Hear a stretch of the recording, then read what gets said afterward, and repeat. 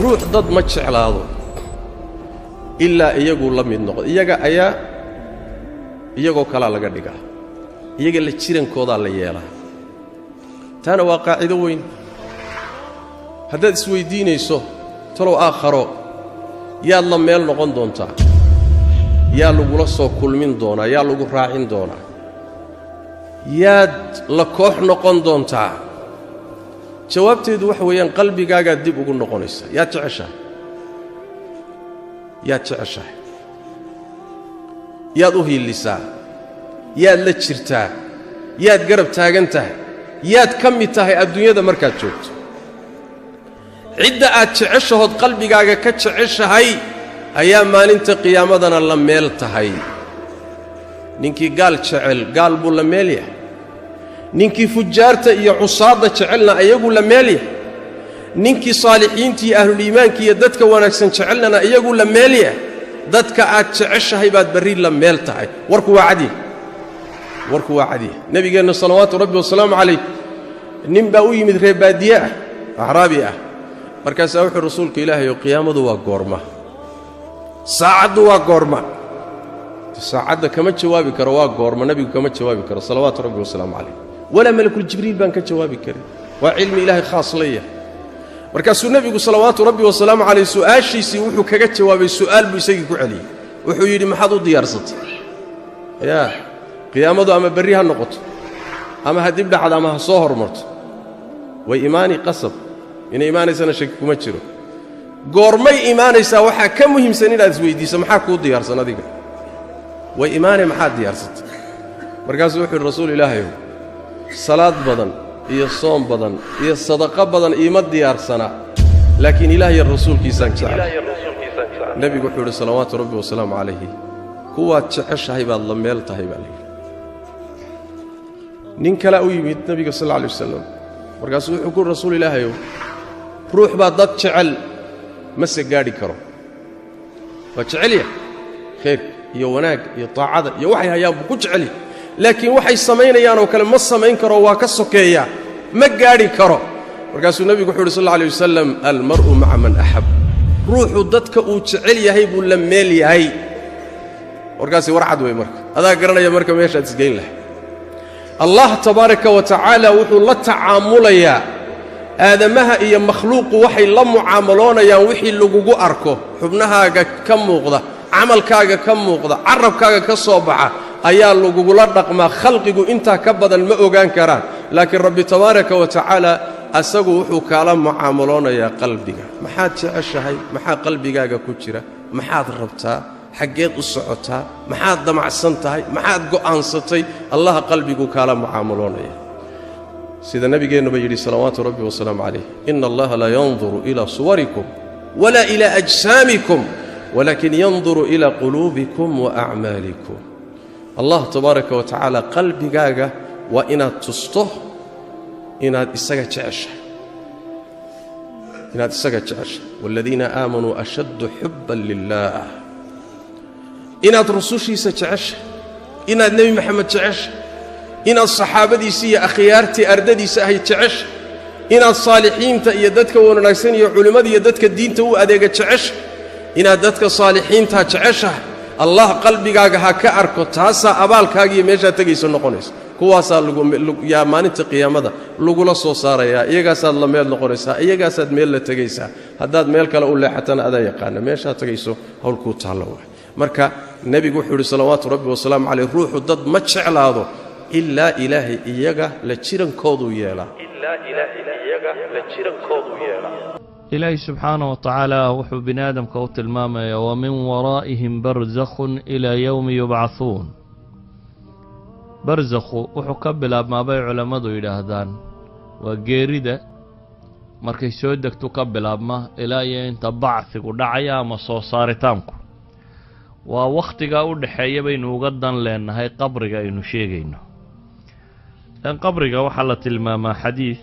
imaam tirmidhi uu soo saaray sheekh al-albani xasan ku tilmaamayo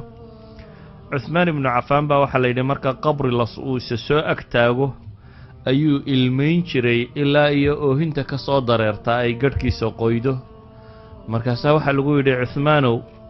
jannada iyo naartaba marka la sheego sidaa uma oydide maxaad marka xabaasha la sheego ama aad aragto sida tan ugu oydaa dabeetana wuxuu yidhi waxaan maqlay nebigoole calayhi salaatu wassalaam alqabru awalu manaasili alaakhira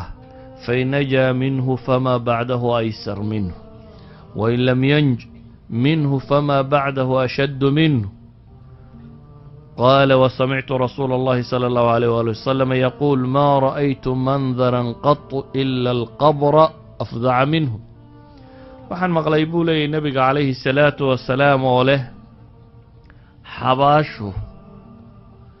waa gurigii ugu horreeyey ee aakhiro xaggeeda marka loo kacayo yacni daari dunyaa camalka la shaqaysanayay waa laga tegey xabaashu buu yidhi waa gurigii ugu horreeye aakhiro ninkii xabaasha ku badbaadaana wixii ka dambeeyaa way ka sii fudud yihiin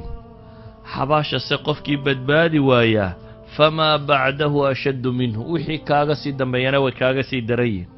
waxaan kaloo maqlay buu yidhi nebiga calayhi salaatu wasalaam oo leh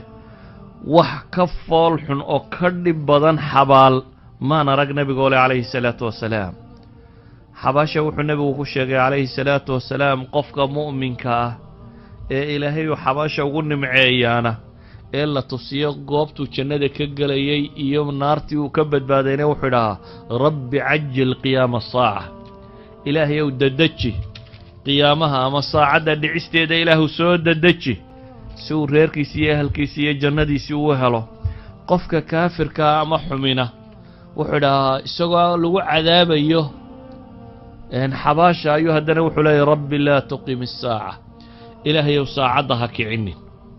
yacni aan qiyaamuhu dhicin waayo wuxuu ogyahay waxa ka dambeeya inay kaga sii dhib badan yihin qabrigu waa meel madow siduu nebi moxamed sheegay calayhi salaatu wasalaam xadiiska saxiixayn ku yaalla ina haadihi alqubuuru malii'atun dulmatan calaa ahliha xabaalaha kani mugdi ayaa ka buuxo dadkooday ku madow yihiin waina allaha caza wajalla munawiruhaa lahum bisalaati calayhim ilaahayna subxaana wa tacaala wuxuu ugu nuurinayaa salaaddaa aan ku tukaday buu nebigu leeyahy calayhi salaatu wasalaam salaadaasi aan ku tukaday baa ilaahay subxaana wa tacaala xabaasha ugu nuurinaya ilaahay intuu xabaashoodu nuurta haynaga yeelo waxa uu nebigu calayhi salaatu wasalaam inoo tilmaamayaa xabaashu marka ugu horraysa qofka bini aadamkaa la dhego inay ku soo kogto ilaa iyo damma yacnii qabashay qabataa culammadu ay ku tilmaamaan in feedhihiisu ay isweydaaranayaan waana ka nebiga calayhi salaatu wasalaam axaadiista ka sugan ay tilmaamayso inaan weliba cidhidhigaa cidina ka nabadgelaynin xataa uu nebigu ka yidhi calayhi salaatu wasalaam ina lilqabri daqta low kaana axadu naajiyan minha najaa sacd ibnu mucaad wuxuu nebigu yidhi calayhi salaatu wasalaam xabaashu waxay leedahay qabasho ama cidhiidhi ama dhuujin bay leedahay qofka ay dhuujinayso oo aan cidina ka badbaadin hadday cidi ka badbaadaysa buu nebigu yidhi sacd ibnu mucaad baa ka badbaadi lahaa sacd waa saxaabigii nebiga calayhi salaatu wasalaam la dagaal galee ansaar ka tirsanaa ee dabeetana dagaalkii khandaqa ee ku geeriyooday nabarkii ka soo gaadhay ee uu nebigu yidhi calayhi salaatu wasalaam geeridiisa cad carshuraxmaan baa gilgishay buu nebigu yidhi calayhi salaatu wasalaam carshuraxmaan waa akbar makhluuq waxa alla uumay wixii ugu weynaa yacni waxay ku tilmaamaysaa insaanku markuu ilaahay ka cabsado siduu u qiimihiisu u koreeyo ee u weyn yahay markuu ilaahay subxaana wa tacaala ka cabsan waayana sida qiimihiisu u liito hadday cidi ka badbaadaysa buu nebigu yidhi calayhi salaatu wasalaam sacad baa ka badbaadi lahaa waa ka nebigu calayhi salaatu wasalaam intuu ilmo yara aasay buu wuxu uhi low aflata axadu min damati alqabr lanajaa hada asabiy hadday cidi un ka badbaadi lahayd cadaabta dhuujinteeda iyo